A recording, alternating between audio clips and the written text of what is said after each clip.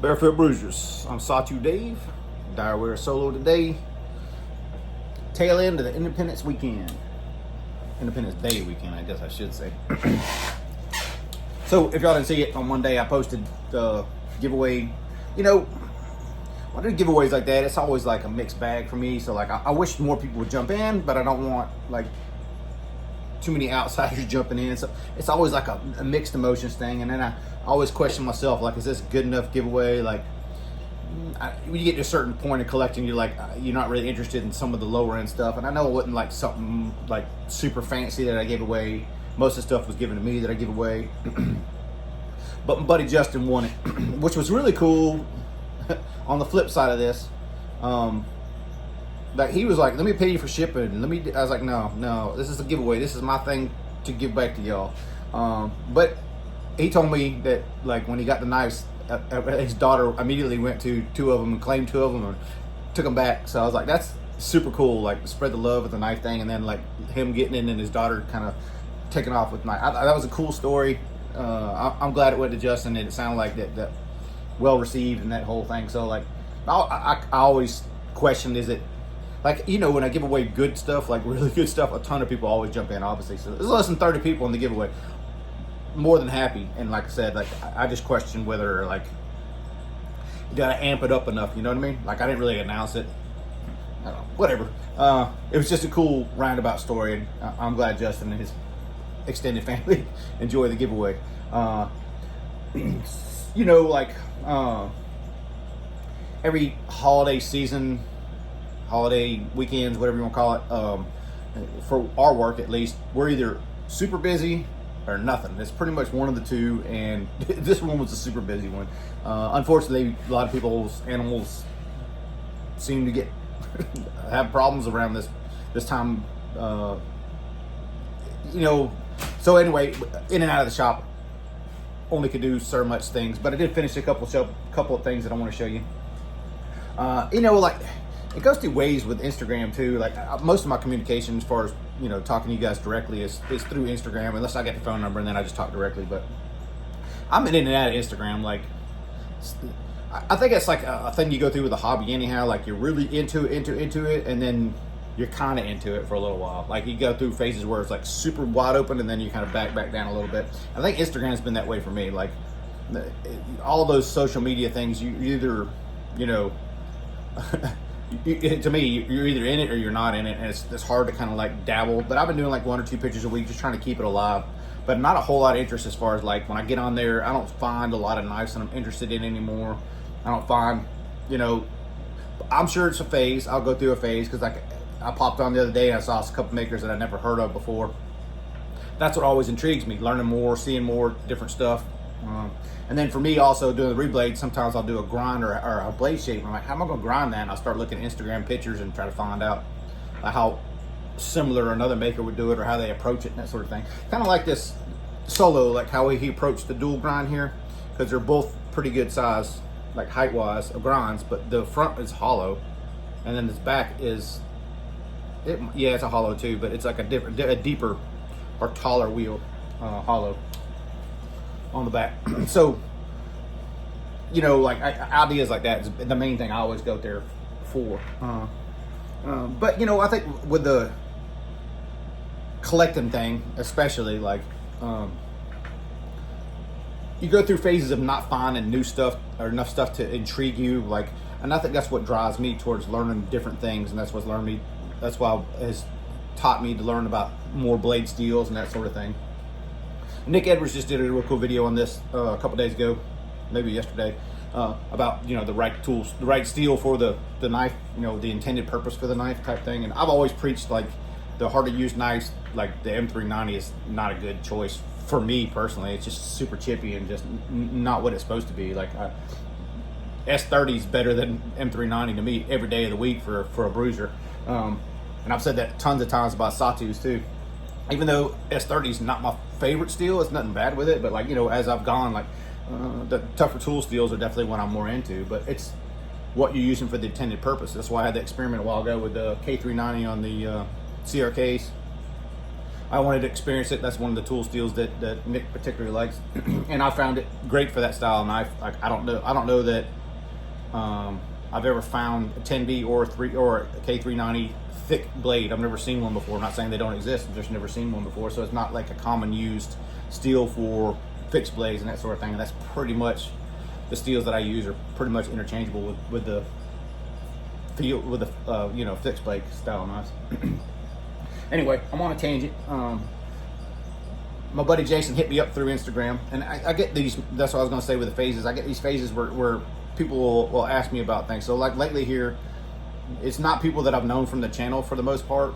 Some are, but the work I've taken pretty much is people that I know from the channel. But like I've been hit up a lot about regrind. So I don't know. Like, it's been a while since I've done a regrind. Pretty much this whole year, right? So 6 months in, and I'm still getting hit up about regrind stuff. So the word of mouth has gotten out basically of the regrind stuff, and I think that's kind of cool. It trickles in phases like that. So obviously, for those of y'all who've gotten some and appreciate it and said the good word, I appreciate y'all saying good things about me. I'm just not really interested in doing a lot of that. Like, some people just want to regrind. Some people want to regrind with different finishes. You know, it gets in a whole like more mod work, and I'm not getting back into the mod work, except for certain things that certain people will get because I've known them for a while. This is going to be case in point. Okay, so this is the only one I have to show the example, but I've done it on several of them now. Is the triple hole with a slot in the back, basically for best of both worlds, for opening for me anyhow. I never really had a good name for that. I've heard some people call it different things or whatever else, but my buddy Jason hit me up and he's like, I want the chameleon eye. So as soon as he said chameleon eye, I was like, all right, that's going to be the name for it. So I don't know whether he coined that phrase or heard it from somebody else, but he is and the reason I showed that was because that's pretty much the only one I have in here is the Bowie. And kind of non-surprisingly, he has a GF2 Bowie, and he got the exact same slot and the chameleon eye. So I think this one turned out nice. This is the first one I've done on the new mill, and you know, doing hardened steel, hard milling versus, you know, annealed state steel is a whole different ball game. And I think you can look at the surface finish on that one. Hopefully you can see the surface finish on this one and tell it came out way crisper and cleaner than the old mill did. So the new mill's already paying dividends as far as this goes. Afterwards, which is no big deal for me, Jason asked if I could acid stone wash it. So I was going to leave it just like this. I actually like the way that this two-tone actually worked because of the hardware. It kind of matches. It kind of all goes to be like as is, but he wanted it acid stone wash. So we'll acid stone wash this one for him before I send it back. I do stuff in phases around here, so if I'd have known earlier in the week, I probably could have got it stone washed, but it is what it is. No big deal.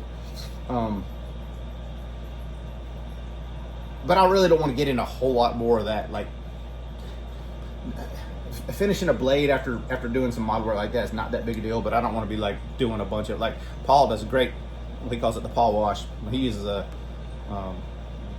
regular acid stone wash like I do, but he also uses a stainless blackened process too, which is what makes it that super dark black. It looks really good. So like, I don't get bogged down doing mod work, and I'm not saying everybody's beating down the door to do it. I'm just generally saying that I don't really want to get bogged down doing that style stuff. But, you know, if you're doing other work with me and you want to get that done, it's possible, I guess, depending on case by case. This next one I'm about to show you is for Brother Carco. I'd done this, I reground this knife kind of sort of early on, and I wasn't really into the compound grinds yet. I wasn't accomplished enough to do the compound grinds. And he kind of pushed me to try it, and as a reprofile to it from a drop point to a tanto, and I pretty much screwed the pooch on it. It wasn't good at all. And I knew it when I sent it back to him. Like, it was on the barely edge of acceptable for me. And it was then. My standards now have obviously gotten better because I've gotten better. So I think I showed you the profile of this one a couple weeks ago, or maybe a week ago, and I changed it since then because I was like, I just didn't like the way it looked. And the first thing I did, and I kind of wish, I'll go through, there's a ton of stuff I want to talk about this one, but so anyway, let me just show it to you. So this is the re-envisioned Heretic Wrath. And on this side, I'd originally put this hole super high, and I didn't like how it looked with the hole, so I went ahead and put another bull groove down here. So it looks a little more symmetry now. The one thing I wish I would have done if I'd have took I'm just going to unlock the knife a little bit and just turn it down. I wish the knife looked like that. So just a little bit more angled down. Problem with these hidden tracks, this is integral, however you want to call it. The stop pin's here. It actually goes through this pivot collar holds the pin, and it goes through part of the titanium on both sides, and it's limited in size. And I've got it basically as big as I can make it in order to push the blade as far up. I wish it was like this, but you know, that little extra, it's not bad. I just wish it had a little more downward lean to it. It would think it would look a little better. But I'm getting Sal Monero kind of vibes from this, if you know who Sal is. I'm getting that kind of vibes for me. Now, that's kind of like the style I was kind of going for at the time. And obviously I acid stone washed this one, but I left the hardware. This whole thing was all polished. It was slick in the hands, even handling it. So I went ahead and blasted and tumbled the titanium as well. I didn't touch the carbon fiber, but I'm limited in what I could do with this one to get it exactly how I wanted it. And unfortunately, and it happens, I'm learning that not everybody sets their detent the same way, and not everybody, you know, pushes it in the same way, machines behind it the same way. But I hate, and this one hole is in here, but I hate when they put blind holes or blind detents in there. There's no way to push the detent back out. So that's the case in this one. The reason I hate that is when the ball pushes in more, which it did in my case, because I'm, you know, meat hooking it and pushing in and stuff like that, so it actually pushed the detent in. And now at this point, it was super solid. It had no lash, and now it's got this stupid lash. So how do you fix that at this point? This is hardened. The lock bar insert's hardened, so I can't really go and mess with it too much. I did drill that other hole that you see in there, trying to think I was going to try to sneak a detent up behind it, but how it worked out, it fell right in the same hole. I probably could have planned it better, but I did. And I was just an attempt to try to correct that, but it didn't. And obviously you know, how this was up more. If I'd have put a bigger stop pin in, I could have rolled it down more. I just can't, there's not enough room in there to even move it like that little bit more. Like that's all I want right there. It's probably 10, 15 thou more. Normally in a regular knife, it's easy to change a stop pin, or, you know, the location of it or whatever. The hidden track on the inside kind of limits you to what you can do. And then the stop pin size on the, I'm shackled. This is about as good as it's gonna get for me. So unfortunately, it's not one that I can fix and be like, oh, it's the best solid thing. It was really awesome. And you know, I got that detent snap. It was perfect before. It still does it, but honestly, man, like, it's very disappointing. If I could push the detent ball back out, would it stay? Probably not, because it's already been pushed back in. So I'd have to put something behind it to force it out. It's a blind hole, so I'd have to try to guess where the position was.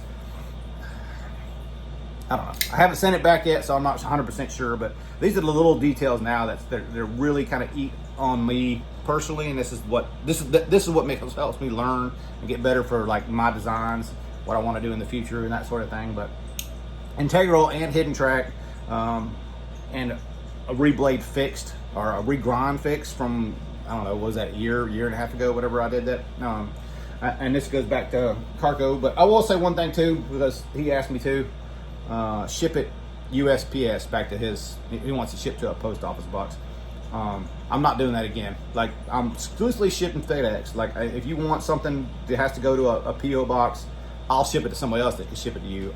It's a royal pain in my ass to go to the post office. FedEx, I pass 4 of them on pretty much daily. Like, I'm all over the town. I can stop at FedEx. It takes 2 seconds. I ain't got to spend part of my work day to go to the post office. That could take anywhere from 30 minutes to who knows how long at the post office to deal with. So not dealing with any post box office stuff again. So if you want something from me, or me to do something from you, be able to accept FedEx. No longer going to do, not even going to offer or entertain post office stuff. I hope that didn't come off as a negative to him or whatever. It's just like, I didn't generalize saying it, because I don't trust the post office. It's a real pain in the ass for me, and it just, like, there's no reason for me to have to do that. Like, but I know I've done it before for I think Gary wanted something set to a post office box too. It's not convenient for me. I know a lot of people send USPS, and that's fine for me for receiving. I don't care how you send to me. For me sending back out, I'm too busy to deal with that on a regular. Let's see the other one. I don't think I even showed you this one as a work in progress, and it still is a work in progress. I just kind of sort of As I'm working here, I'm deciding what I want to do, that sort of thing. But Crusader Forge, Fears for Prey. I showed it to you a while back.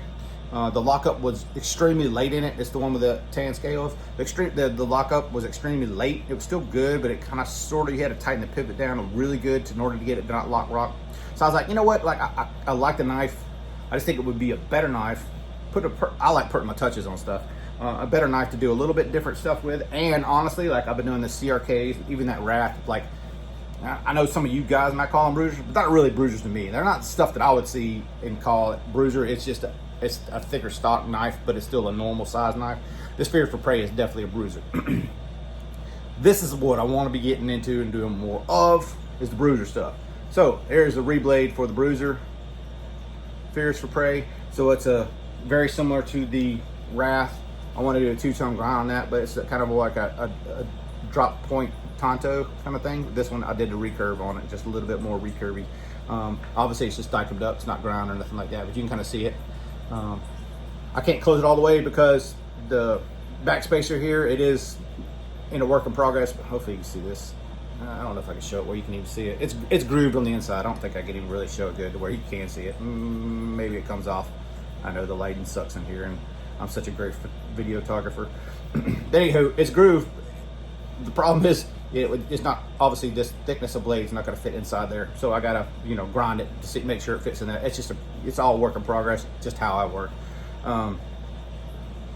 What else was I going to say about this? Oh yeah, so another like kind of lesson learned, that sort of thing, is flatness and parallel are super critical, especially with this is not phosphor bronze. It's what's the other stuff called that they run the flat washers with? Nylotron washers, I believe, is what this one's on. So it's not, the scale itself is bent. So when you close the blade, it's not centered. Maybe you can, maybe you can't see that. It's facing the titanium side. So basically the titanium is flexed. It's flexed from this point in. So it's making the blade come to that side. So I have to try to straighten this. And I want to try to keep this finish like authentically Crusader Forge. I think it has a distinctive look that goes with that scale. Like if I go blasting it, which I can, it's gonna look like every other knife that I do, and it's that that blast and tumble kind of finish. I'm not opposed to it if something happens, but like it's gonna be a challenge to get it bent straight or straighter-ish, should I say, and then work out right. And with the groove I put in that backspacer, it shows center, and hopefully that's coming out. I can't see shit. Hopefully it's coming out. It's going to be crucial that it's at least close, because if it's not, it's going to stick out like a sore thumb, especially with that groove in the bottom of there. It's kind of like here I'm centered and here I'm not. So like hopefully I'll get it, but hopefully I'll get this one done. And I did put the large jimping. I've been kind of sort of slacking on the swedges and the jimping. I haven't done a whole lot of those, especially on the videos. This one came out kind of cool because back here it's just barely the top of the jimping, and as you go forward you get more of the meat stuff. So if you're just back in a normal grip, you can feel it. It's not aggressive like in raw hands, but the more you push forward, so if you choke up to that upper position, the more you push forward, the more it's kind of digging in, and really, so that kind of actually worked out really well. For me, that's exactly how I would like it, like personally. So like this one I probably will sell after I get it done, but I'm building it for me, and that's kind of sort of what I'm going to moving forward. That's kind of sort of more of what I want to be doing, is building stuff that I think I like, that I want to put in my collection, and then if someone else wants it, cool, and if they don't, it's no big deal. I'll just slide right in my collection. Like I'd be like happy to put this in my collection when I get done with it. I'm not the hugest fan of the G10.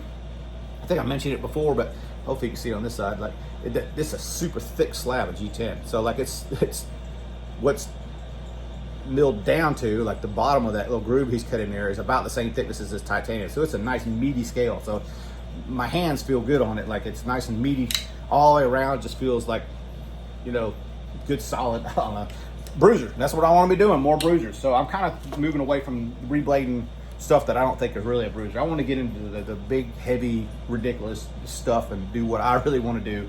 And that's kind of what this one's moving forward to, or pushing towards. I know it's going to isolate a lot of people. And like, I had this conversation with Shane Edgy American while back, and he's kind of like, you know, his philosophy was more like give the people what they want, they'll buy it, they'll move on. I'm more of a philosophy, I'm gonna build it for what I want.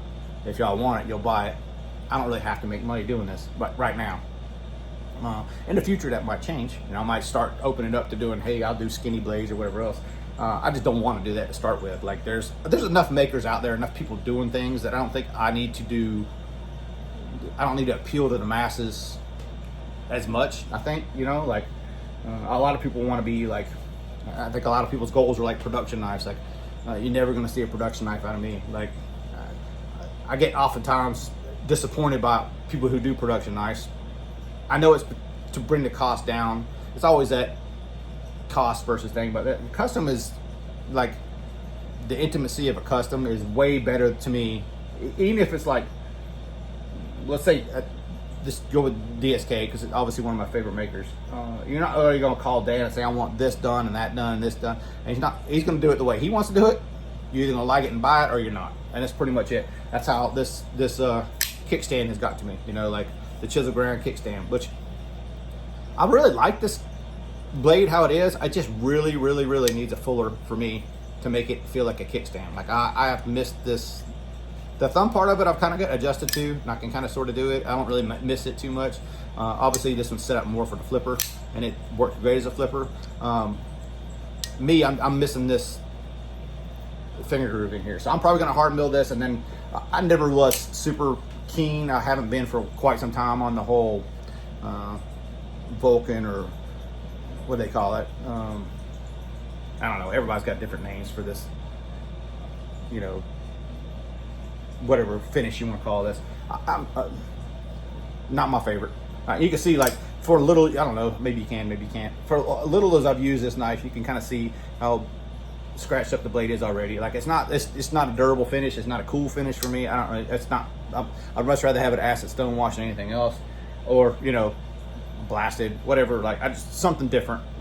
That's not my favorite finish. And different strokes, different folks, right? But I think I will modify that one, or reblade that one. And I'm not really sure. I'm probably going to wait to see what happens with this Crusader. If it comes out good, if it moves, I might do more of that style. Like with this kickstand, I might try to reblade this kickstand and then do the same thing. If it moves, cool. If it don't, I'll add it to my collection. And I think I'm going to move forward doing that. So I may have to buy in order to possibly sell or take stuff out of my collection to do that. But I have several like duplicate stuff, especially like DSKs. I have several of those that like I could play with if it doesn't turn out right. You know, like same thing. Like basically, you can take them out of my collection. I could use them to improve skills, possibly change for reblades and that sort of thing, and then make money or add to my collection as something different, unique. I think that's what I'm going to do for the immediate future here. But work's calling. Got to go. I know 23 minutes of rambling. Hope you guys had a great Independence Day. I hope you're enjoying your weekend. Hopefully a long weekend. Hopefully you're not working a weekend like I am. But I'm going to call it there. Y'all be cool. See you next week. Later, y'all.